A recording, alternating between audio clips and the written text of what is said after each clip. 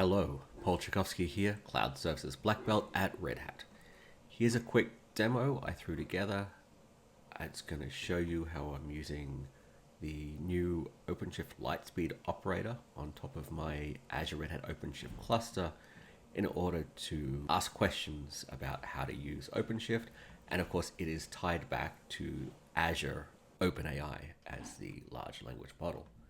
So you can see here, I already have the Lightspeed operator deployed and I have it configured.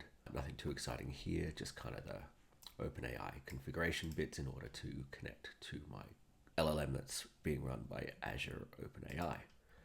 So here's my regular OpenShift console, and you can see down in the bottom right hand corner, I have this Red Hat OpenShift Lightspeed button. So I can go and ask it questions. So I will ask it a fairly simple question. We'll assume I'm new to OpenShift and I'm saying, show me how to deploy an example application on OpenShift. That's a lot of words there. I don't want to click around. So I'll say using the CLI. In order to use CLI, I can open up a terminal here and let's see what we get. I see a new project, and that's a good start. And then new app, looks like a Node.js example. So let's go ahead and run that. Let's have a look what's happening here. Build schedule.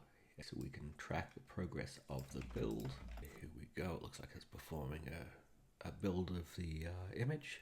And like all good applications, we have a bunch of out-of-date dependencies. And so it looks like it's now committing that back up to the OpenShift registry inside the cluster, and the build is finished.